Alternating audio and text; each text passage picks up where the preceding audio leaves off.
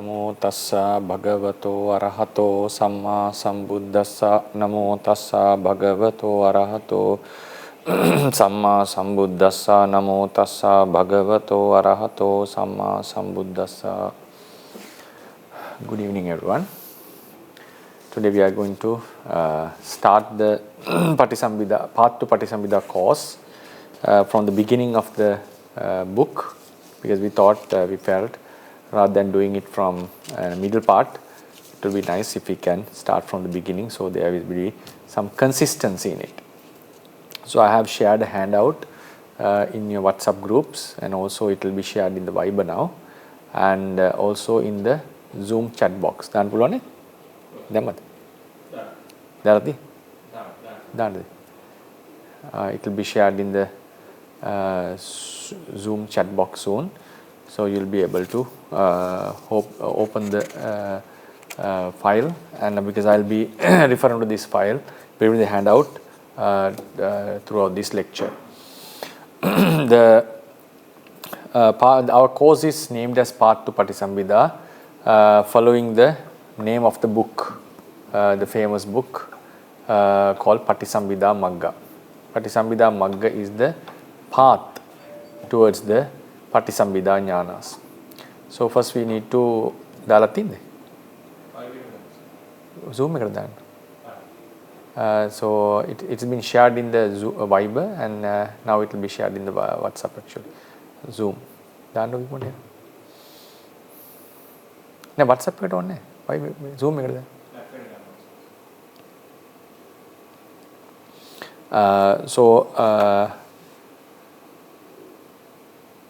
Yeah, the book is named Patisambhida Magga. Literally, it means the path to Patisambhida, path that leads to Patisambhida. So first we need to know what is Patisambhida in this sense. What is the meaning of Patisambhida? Patisambhida are varieties of the wisdom. They are called certain modes we can call. Wisdom is the reality which knows the mentality which knows the realities of things as they are.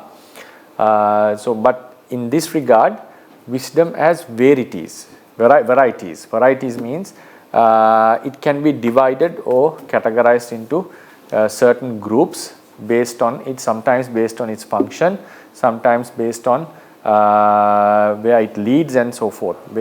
Some other reasons, but in terms of in this regard, under Patisambhida, wisdom is classified based on the object, on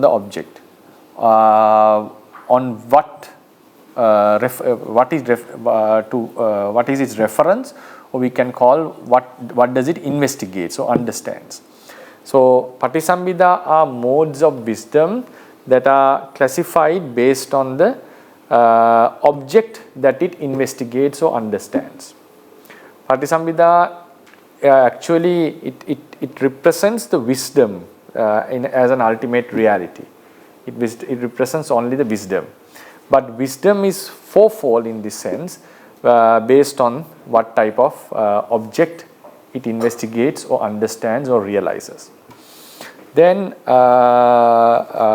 we shall read the handout. Patisambhida Magga literally means the path to Patisambhida.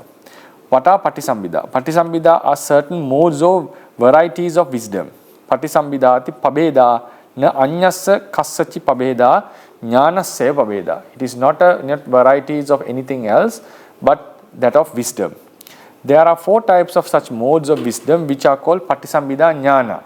So there are 4 types of wisdom. So wisdom is classified. The wisdom itself is put into is fourfold. The jnana, the panya, is fourfold based on the object it investigates or understands.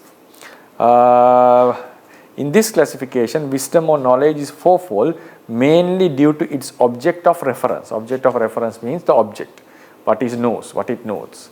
In philosophy, we call it prepositional content. Wisdoms called Patisambhida have the capacity to do the following functions. So these wisdoms, Patisambhida Jnanas, they have the function, they have the capacity to do three functions. They do three functions. One is Sallakkana. Sallakkana means it considers or it observes the object, it observes the reality. First we need to know it, observe it carefully, only then we can come into a conclusion about it. Then it does the function of Vibhavana. Vibhavana function means making it clearer, making it apparent to the mind. So it is capable of knowing things very clearly. It is capable of observing something or considering something. At the same time, it also is capable of making the things clear. And then Vavatthana. Vavatthana is determining and also distinguishing the things, and which is capable of separating things from others. Like knowing this is the actual cause of this and not this. So it's able to distinguish and also discriminate things from each other. So all types of Patisambhida jnanas have these functions. Sallakkana, Vibhavana, Vavatthana. Sallakkana is observing or considering. Then Vibhavana is making the object clearer to the mind. And Vavatthana means defining or distinguishing. Defining or distinguishing.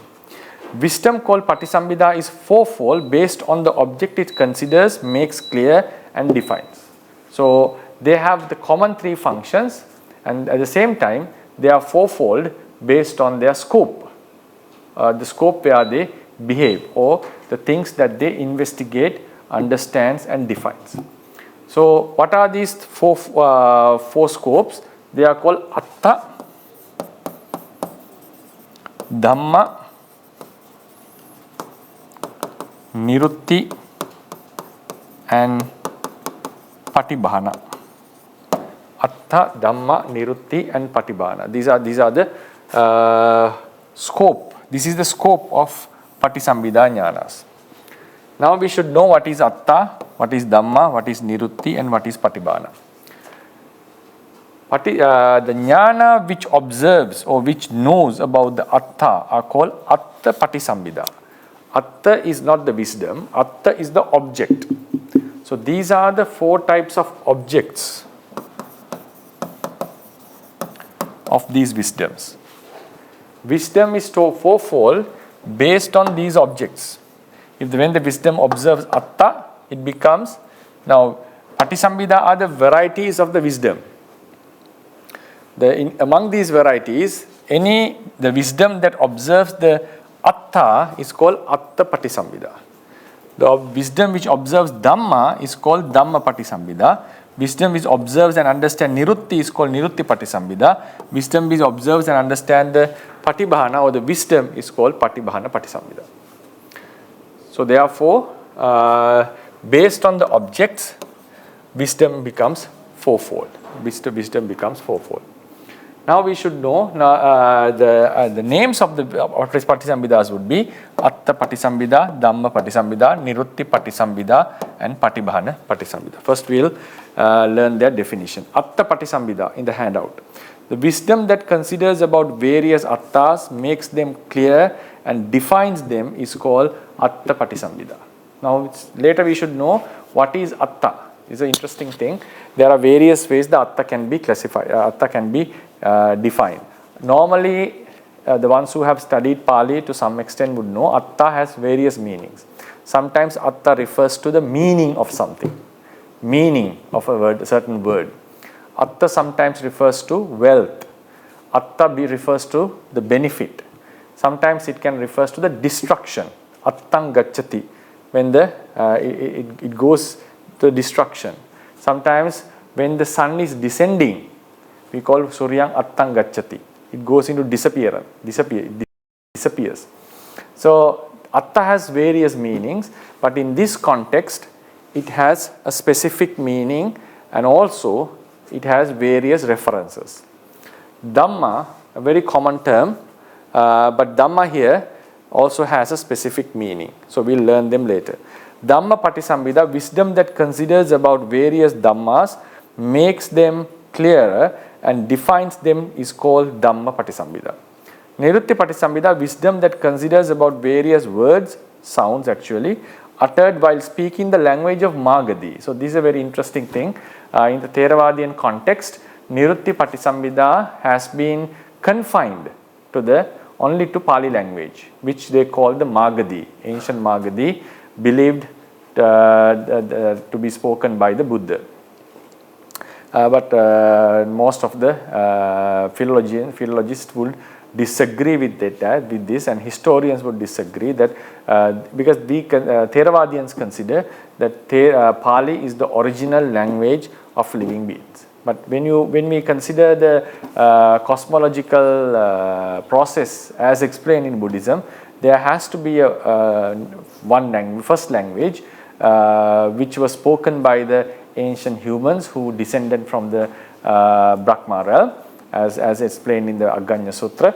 But anyway, but we know that language is something evolves. Language is something that evolves. So Theravadians believe Buddha spoke the original language which is spoken in the world.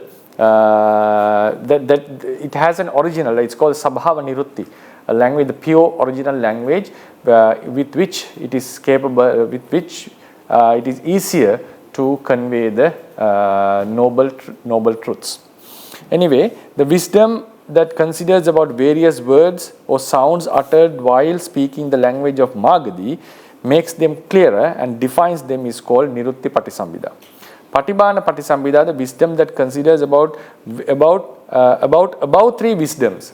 So now this fourth mode of the wisdom is type of a metacognition. It means it is capable of knowing what these wisdoms did. With these three wisdoms, the person knows the attas, he knows the dhamma, he knows the nirutti, the language, and then the fourth type of wisdom is he is capable of analyzing his own wisdom. With the fourth type of wisdom, the person is capable of analyzing and investigating his own wisdom, and with that he will be able to know the paths or the ways of producing this wisdom. So with the fourth wisdom, the person becomes very skillful in teaching, because a teacher should know the path how a student would understand this concept. When he is teaching a concept, a complex concept, in most, especially a complex one, it's very difficult for the mass students of groups of students to understand them collectively. Like not everyone is in the same intellectual levels. So for some, the teacher has to employ certain strategies in order to bring them closer to this concept. So he has to mostly divide the path into segments in most of the cases and explain how to reach every step and finally reach the ultimate concept what he is teaching. So in the same way, when someone has this wisdom, I'll explain this later in detail. This Patibhana Patisambhida, the person is capable of analyzing these three wisdoms and also the causes which produce them and their object, their function. So eventually he will be able to make a strategy.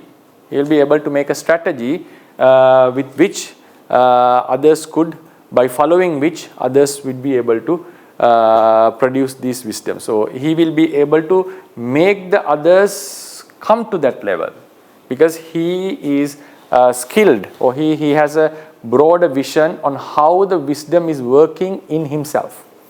This is a special capacity normally humans possess. Animals have a very, it seems like they have less metacognition ability. Because of metacognition, we are capable of remorse, regretting of our own faults, correcting our own faults, and also making plans how to overcome certain mental difficulties and so forth. Especially people who taught a religious or spiritual doctrine has to have this capacity to look into their own inner world inside subjective experience and understand how it is functioning. So it's very important. So Patibhana Patisambhida, the wisdom that considers about three wisdoms, Patibhana are the about three wisdoms, then makes them clear and defines them. Makes them clear and defines them is called, sorry, we have to correct it, Patibhana Patisambhida. There's a mistake. Patibhana Patisambhida. It understands about three wisdoms deeply in terms of their objects, functions, and so on. So this wisdom has a broad understanding about the previous three wisdoms. Actually, these are the objects. The wisdoms would be Atta Patisambhida. I'll write the shortened form. Dhamma Patisambhida, Nirutti Patisambhida, and Patibhana Patisambhida. So these are the three types of wisdoms. And why these wisdoms are fourfold? The wisdom is fourfold because of the objects they investigate. Now we shall learn the meanings of the four terms Atta, Dhamma, and Nirutti. So it's very important. How do we understand these four terms? In the Patisambhida Magga itself, these four wisdoms has been explained in two different places. In the 37 wisdoms of the Buddha, Patisambhida Jnana has been explained in two different places. The normal general Patisambhida and the Pabhinna Patisambhida. That means the Patisambhida Jnana which came into the ripened level, which is capable of performing high functions.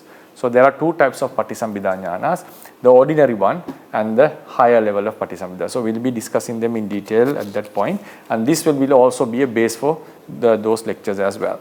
Atta, now these are the four meanings: Atta, Dhamma, Nirutti, and Patibhana.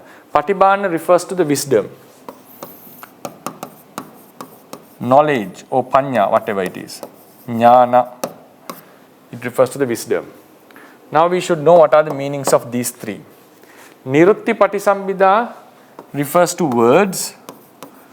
Ultimately, it refers to the sound that is uttered while speaking the Buddha's words or Pali language, in those days Magadhi language. But these days we also can refer to the letters the color that we see while observing certain letters. That's also a possibility because we understand things in two different modes. Through the language is understood through different modes, through the ear and also through the eye. Atta and Dhamma, these are interesting topics. What is the meaning of Atta? In general, in brief actually, Atta refers to an effect of a certain cause. Dhamma refers to the cause. If I use a different color, Dhamma refers to the cause, C-A-U-S-E.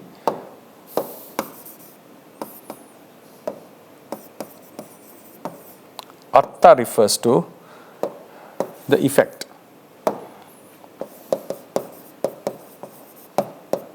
Effect means phala or pachayupanna.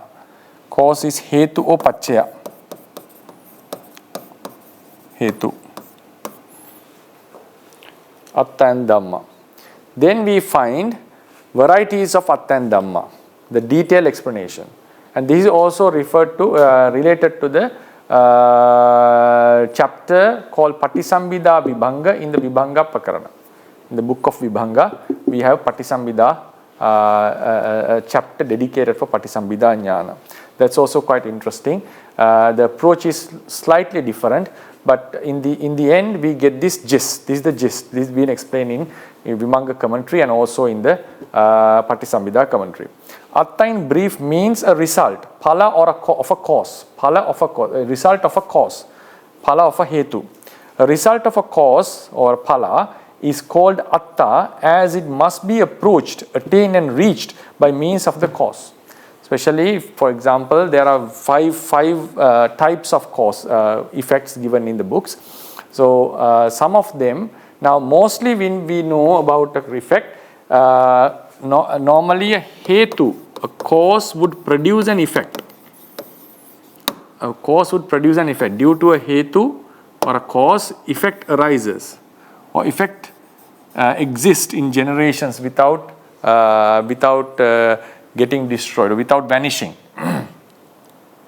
That is the normal cause and effect doctrine that we know.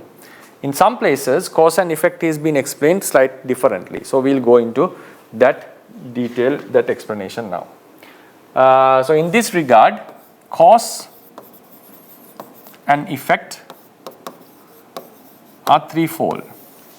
There are three types of cause and effect, causal relationships. First is we call Janaka Hetu,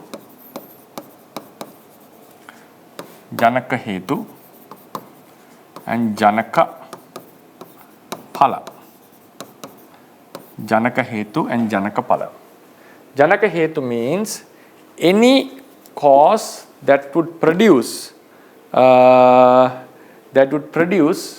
effect. Janaka Hetu means there's anything that would produce an effect, right? So then Janaka Phala means effects of this Hetu. So this is the cause, this is the effect. For instance, if you take avidya for example, avidya is a cause, it produces sankhara. If you have heard about the doctrine of Patisambhida, I hope all of you have learned it or at least memorized it. Avidya, ignorance, produces mental, physical actions. We call, sometimes they translate as formations. I would say karmas, mundane karmas. Avidya produces mundane karma. Mundane karma is the effect of this ignorance. Ignorance is a cause, it's a hetu. Sankhara is the phala, effect. Now there is a hetu phala, cause and effect relationship here. Then, so in this regard, this is the side of atta. Atta are the phalas, the effect side. Atta are the effects. And Dhamma are the causes. Dhamma are the causes. Atta Patisambhida means knowing this group. Dhamma Patisambhida is knowing this group. Then Nirutti Patisambhida refers to knowing the Pali words that are used referring to these realities. Nirutti Patisambhida is the words, is the wisdom that understands words, Pali words that are used to referring these things. Now then Dhamma, so phala is the atta, any result that arises due to a cause is the atta, or the cause that produces this result is the Dhamma. So this is how Dhamma, atta and Dhamma are related to each other. Then we have another causal relationship which we call Sampapaka Hetu. Sampapaka Hetu. Sampapaka Hetu means a thing which leads to a certain destination.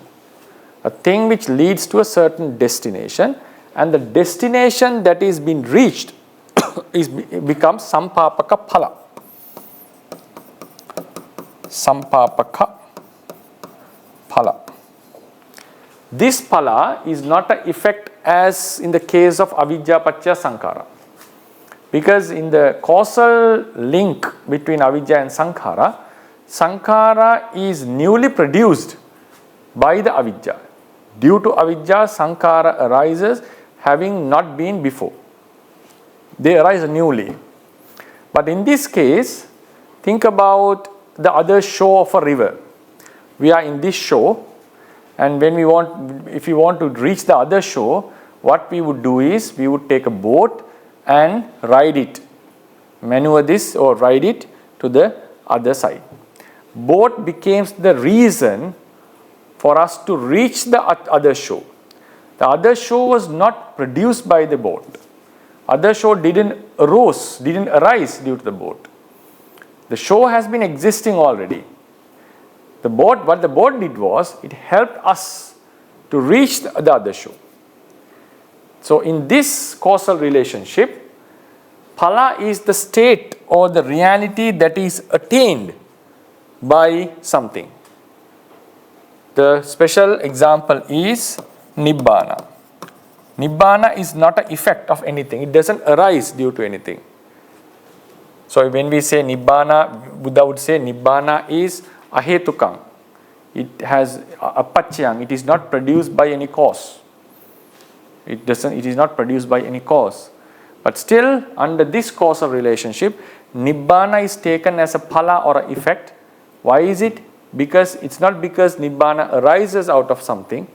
It's not because Nibbana is produced by something. It's because Nibbana is reached by something. By what? The noble path, Magga. Magga helps the person or the Khandhas. Normally Khandhas doesn't reach Nibbana. Metaphorically, as a metaphor, we would say the person reached Nibbana and attained the Nibbana. Because when the defilements are removed, the sankharas that would have arisen, anupanna dukkhas, would go into cessation, and that cessation is called attaining Nibbana.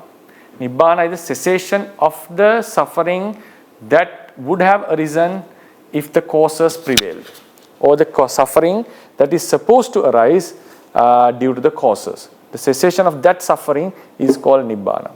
Now, but when we explain this, mixing with the concepts, we would say the person attained Nibbana. And what helped the person to attain the Nibbana is the Magga. Then Magga in this regard becomes a cause and the Nibbana becomes an effect. So this is the Sampapaka Hetupala relationship. In this regard, when in terms of Patisambhida Maggas, knowing about Nibbana is a Atta Patisambhida Jnana. Knowing about Magga and defining it becomes a Dhamma Patisambhida Jnana. Now normally wisdom is capable of understanding all of them, but Buddha has classified them. The tradition has classified the wisdom based on the object it knows and categorized them as into four types of Patisambhidas. Then we have another causal relationship called Jnapaka Hetu. Jnapaka Hetu and Jnapaka Phala.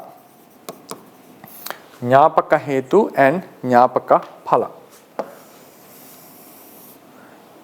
Jnapaka Hetu and Jnapaka Phala. Jnapaka means something that makes others to know, or something which teaches others. Anyone or anything, doesn't matter. Jnapaka. Jnapeti. Jnati, anyati means to know. Jnapeti means make someone else to know. What are the things that makes us know something? Those are the words. Words we call nama panyati. Those are the words that are being uttered or written. They are concepts, nama panyati, nominal concepts. So these nominal concepts or nama panyati helps us to understand a certain meaning. For example, when we say mother, it refers to some aggregates which were helpful, which became the base in our birth. And when we refer to school, we are referring to a space or also to material stuff where we used to study. So in this regard, in this way, the terms are referring to something, and those terms, those words or signs makes us to know something. What is being known with these words are the meanings. Meanings can be, it could be a conceptual meaning, atta panyati, or it could be a ultimate reality. Whatever it is, it's known through the words. It's known through the words. So therefore, words become the cause, and meanings known through them becomes the effect. So this cause and effect is different from the causal effect which we study in Paticcasamuppada. In Paticcasamuppada, cause is producing an effect, or cause is helping the effect to last long. But in these three categories, Janaka Hetu and Janaka Phala refers to a cause that produces cause and the effect that is produced by the cause. In Sampapaka Hetu Phala combination, relationship, Magga is the means by which we reach a certain stage. And that stage reached by Magga is Nibbana, and the noble path is the means by which we reach there. And in terms of Jnapaka Hetupala, Jnapaka Hetu are the words or signs that are helpful or makes us to understand a certain specific meaning. And the meaning understood through these words are the Jnapaka Pala. Knowing the Pala side, understanding these Palas, wisdom, the wisdom which understand them is called Atta Panyati. Atta Patisambhida. Atta Patisambhida. Knowing the Dhamma side or the side of the causes is called Dhamma Patisambhida. It's called Dhamma Patisambhida. But in the Vibhanga Pakarana of Abhidhamma, we have added two other realities into each group. In the Dhamma side, in the Atta side, Vipaka and Kiriya are being added. In the Hetu side, Kusala and Akusala are added. Kusala and Akusala are added. Kusala and Akusala. So therefore, Attas become fivefold. Jnapaka Hetu, anything which produces an effect.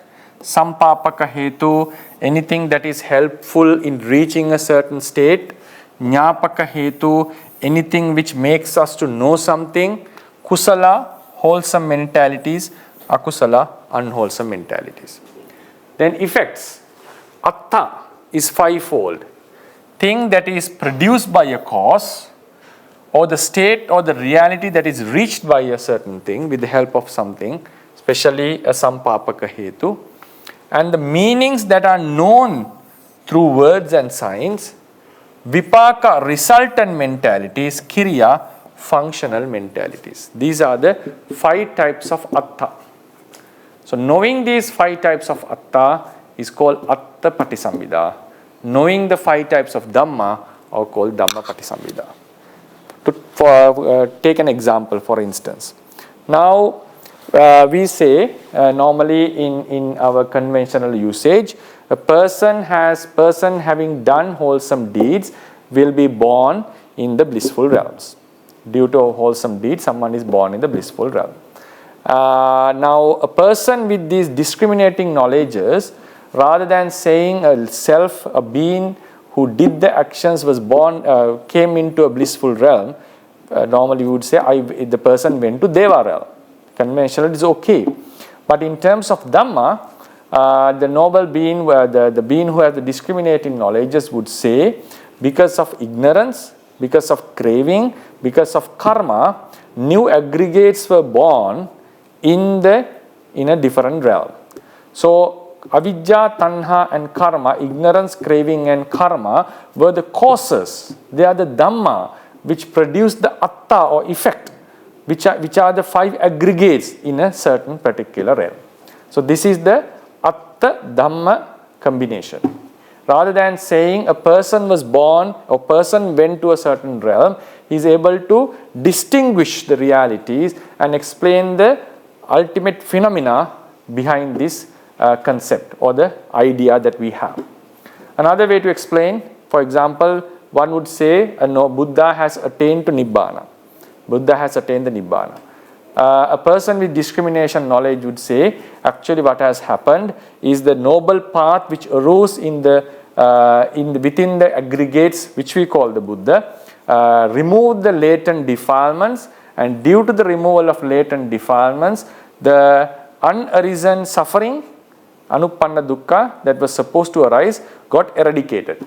And the khandhas, we normally conventionally say, came into the cessation of Nibbana. So, person conventionally reached the Nibbana. So, what has actually happened is the cause, the Magga has removed the causes which prevented the Buddha from attaining Nibbana. And Nibbana is attained. Nibbana has already been existing, and Magga was the reason why he could attain it. Ultimately speaking, there is no Buddha to attain Nibbana. What has happened is the aggregates had gone into cessation. Then, in terms of Jnapaka, Hetu and Phala, when someone speaks certain words, we construct these, we get the idea of this word, we get the meanings of this, we first catch the words in their form of their language, and then we get a meaning through these sentences, and sometimes we refer to certain meanings, listen to these sentences, and comes into understanding. So all the understandings that are reached by this listening to this speech. The speech means not the sound. The words that we understood by listening to the speech are the Jnapaka Hetu, and the meanings that were known through these words are the Jnapaka Phala. So he is able to distinguish these things very precisely with these knowledges. And added with the given the new terms added in the Vibhangapakarana, Kusala and Akusala, because their causal nature is very obvious, so they are put into the Dhamma group. Vipaka is a result, is obviously result of cause and effect, and the remaining part, Kiriyas, because they are also produced by causes, so their conditioned nature is very obvious, so they are also put into the side of the effects.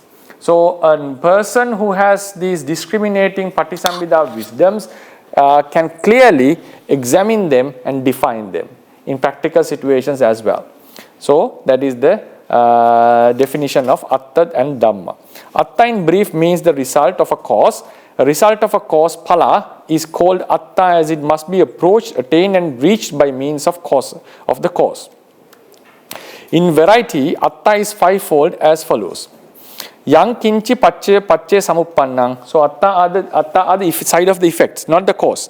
Any reality that has arisen due to cause. Nibbana, the unconditioned reality which is reached by the noble path. Basi tatta, the meaning of what is being spoken. The meaning, not what has been spoken, meaning of the words that have been spoken. Vipaka, resultant mentalities of the past karma. Kiriya, functional mentalities. Dhamma in brief means cause. A cause is called Dhamma because it arranges things, makes things to exist, and leads to a certain destination. It produces certain things and it leads to a certain destination. It leads to a certain destination. Sohi yasma tantang vidahati pavatteti cheva papeti cha tasma dhammoti vucchati. In variety, Dhamma is fivefold. Yokochi phala nibbattako hetu, whatever cause which produces a result. Ariya magga, noble path which leads to Nibbana. Basita, what is being spoken or written. Kusala, wholesome mentalities. Akusala, unwholesome mentalities. Nirutti, then we comes to the Nirutti. So these are the fivefold objects. Nirutti are the words uttered in Pali. But in this regard, it doesn't refer to the nominal words. It refers to the sound. It refers to the sound, right? I'm not going to go into a very detailed explanation on this because they have gone into Chittavitis and so forth, explain how this could be. This cannot be the Panyati, and it has to be the sound. So in future when we talk about the Patisambhida Jnanas, we'll go into a detailed explanation about it, because just my intention is to give a brief general outlook about what Patisambhida Jnanas are, because they will be discussed in detail in the future lectures. So Nirutti here means the sound uttered while speaking Pali. So this important point is they have brought Pali as the dominating language in explaining Dhamma. This is only confined mainly to the Theravada tradition, because all the other Buddhist traditions have used different languages, and I haven't come across any other tradition that would say Pali would be the mother language. It's called the mother language of all languages. It's called the original language. Even in other traditions, in some other traditions like non-Buddhist traditions, they also held to certain original languages. I think Hebrew and all these, some are also considered the original language by some religious people. anyway in Pali, but easily we would have gone and said the mastery in any language, because when we are speaking Dhamma can be spoken in any language, and that's what we are doing actually, speaking in English and teaching Dhamma in English, Sinhalese or whatever language that is being used in that area. Especially it has been very thoroughly taught in Burmese actually, and but understanding those terminologies and understanding the meaning would be seems like the Nirutti Patisambhida when we look into it superficially. Like when you just having a look from the very outset, it seems that's how it looks. But the commentators have been very precise on this, and they have said Nirutti Patisambhida is the understanding about the Pali usage about Dhamma terms. For instance, passa referring to contact is a masculine form, masculine word, so it would be written as passo. But if we make the nominative case as passang or passa, that would be wrong. It can be used in the ablative or the nominative plural form, but if someone uses passa as the nominative singular, it's a grammatical error. So a person who had Nirutti Patisambhida would naturally recognizes that this is a wrong word and this is a correct word. That's what the commentators are saying. So for any word, if it is being used wrongly in Pali language, referring to certain specialists referring to realities, and he would be able to distinguish and find out the correctness and wrongness of those terminologies. So that is the Nirutti Patisambhida. But how we can understand Nirutti Patisambhida as explained in the text, now these are the understandings, now these are the objects of the wisdom. The person understands the cause and effect. But this has to be expressed in a language. That's another skill. Or when the language is being spoken, one has to understand these two meanings, both way around. One seeing in Vipassana meditation, seeing these realities, and he should be able to express it into language. That's what the Vacheka Buddhas are lacking. That doesn't mean Vacheka Buddhas are lacking Nirutti Patisambhida. They do speak and they are capable of expressing very clearly, but they are unable to express the deep Dhamma, so they are lacking one part here that we'll talk about later. They are lacking one part in this, so they do possess Patisambhida jnanas, but they are lacking one part. What the part they are missing is these things. They are lacking this Jnapaka Hetu Dhamma. They are unable to express in they are skilled in other languages, but they are not capable of putting the Dhamma into the wordings. They are not capable of expressing the Dhamma, what they have seen, into words. So Nirutti Patisambhida means they are capable of distinguishing. If someone is speaking about these realities, when they are referring to these when someone is referring to these realities with a language, especially with Pali, they are able to recognize whether the usage was correct or wrong, and they are also capable of expressing it very clearly. So eloquence seems to be the short term, or linguistic skills is what has been taught here, but somehow Theravada has confined this skill into Pali language. But personally, I feel, my personal opinion, I would like to extend the scope into other languages as well, because what matters in the end is the capacity to express the Dhamma very clearly to someone, because there are some do lack this capacity. How to express, because some people do understand certain meanings, but they are unable to express it, and also there are some people are having difficulties in understanding what is being spoken by others, the deep concepts spoken by others. A person with Nirutti Patisambhida is very skilled in this linguistic field, so he is capable of explaining complex phenomena and realities, deep realities, in a way that others could understand. So that is the Nirutti Patisambhida Jnana. Then Patisambhida Patisambhida, Patibhana means the wisdom that deeply understands Atta Dhamma and Nirutti. So the wisdoms that knows these three types of objects. So collectively they are the wisdom, and they behave or they understand these things. So Patisambhida Patisambhida is having a clear understanding or analytical, it could evaluate them or analytically analyze these wisdoms very thoroughly. So it's about the wisdom about the wisdom. A person's wisdom, in my opinion, becomes complete only when he could evaluate his own wisdom, which is a very difficult task, because a person with very high wisdom knows the scope he knows and also the area that he doesn't know. That is one of the signs of a wise person. Wise person knows that the things that he doesn't know, he knows he doesn't know, and he is also capable of expressing it very clearly. And that comes with the humbleness.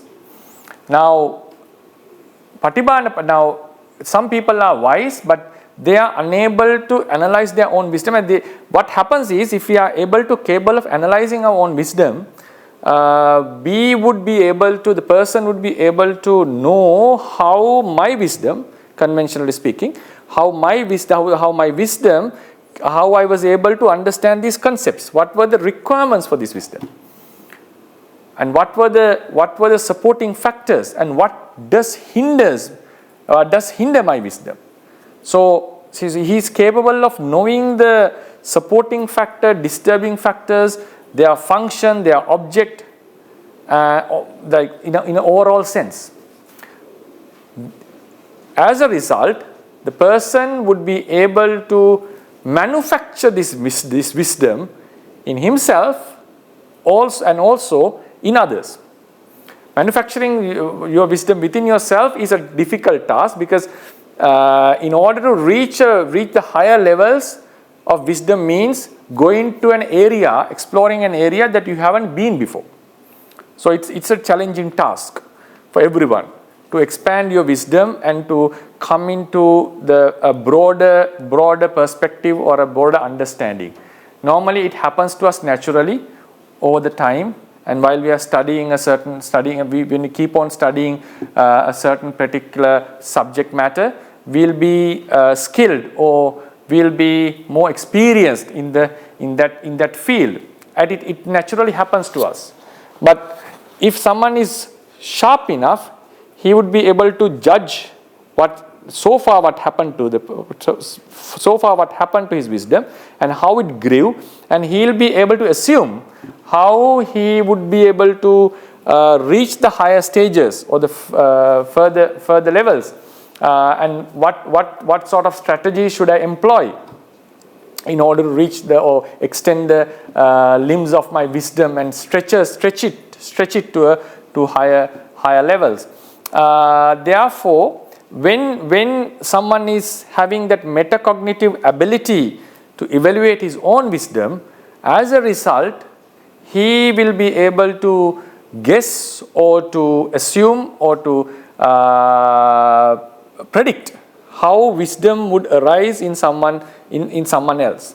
And also, if someone is lacking a certain supporting factor, and he will also be able to know that and eventually help the person.